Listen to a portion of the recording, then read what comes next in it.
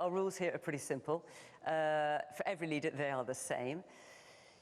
You won't get interrupted, basically, if you keep your question. What concrete steps will your party take to address the housing crisis and make it easier for young people to afford their own homes? Well, I've been trying to explain that we want a very different approach, a bigger focus on social homes. That means the state investing in council properties. You know, my wife, I met her on a Liberal Democrat housing policy working group. God, that sounds... maybe what a night out that sounds,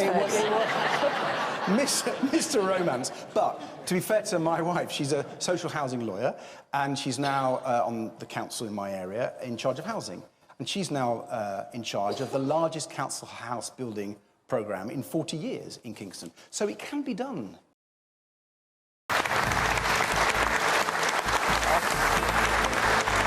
Good, Steve. If you do not get the majority of Scottish seats at Westminster, what does that tell you about your mandate to ask for another referendum? Well, what I want to do during the election campaign is to encourage people to vote for the SNP. OK, so you're not answering that question. To enable us to deliver on that policy commitment, which is right at the heart of our manifesto. Are you going to answer that question or not? Well, what I'm saying is that I want people to vote for the SNP to make this happen. I think that's a no. Yeah. Which Westminster leader would be the better choice for Scotland, Keir Starmer or Rishi Sunak? Well... Come on, John, just answer that one. You're asking me a very controversial question. And we can't wait to hear your answer, can we, Christina? And you're going to get an answer. Look, I think the Conservative government's been a total disaster and a calamity, so it can't be out of office quick enough, in my view. General rules. Keir Starmer, we're very pleased to have you here. Thank you for having me. Your job is obviously to answer the question. Reasonably brief, if you would, and if you don't, clearly my job here is to... So your pledge is to get waiting lists down.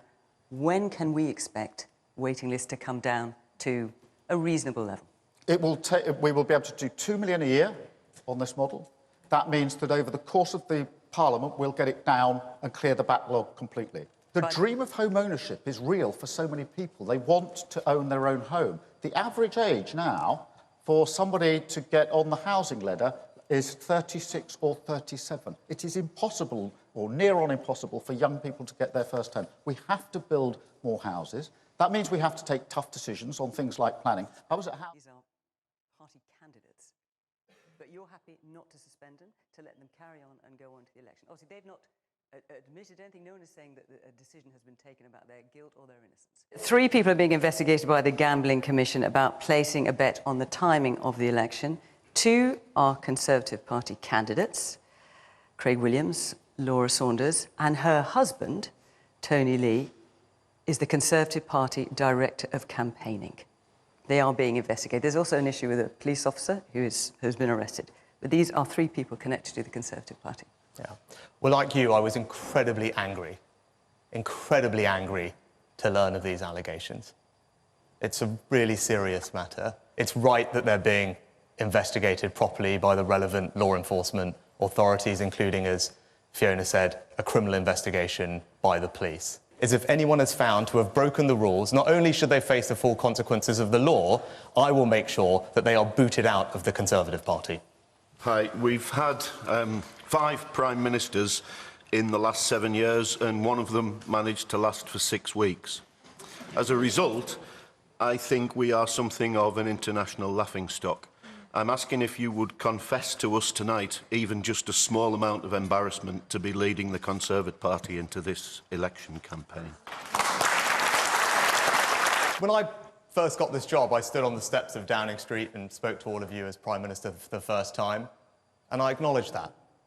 I said very clearly that mistakes had been made, and that's why I was standing there in front of you. In fact, you may remember I spent the summer before that arguing against the policies that my predecessor had suggested were right. I didn't think they were right for the country, and I said so. But what I'd ask you to do is judge me on my 18 months that I've been in office. I came in with one primary job, and that was to bring back economic stability after the difficult few years that we've had.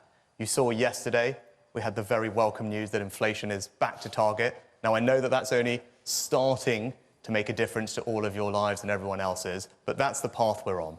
And if we stick with that path, I can continue to cut your taxes, give you more financial security, and actually deliver on the things that I know you want me to.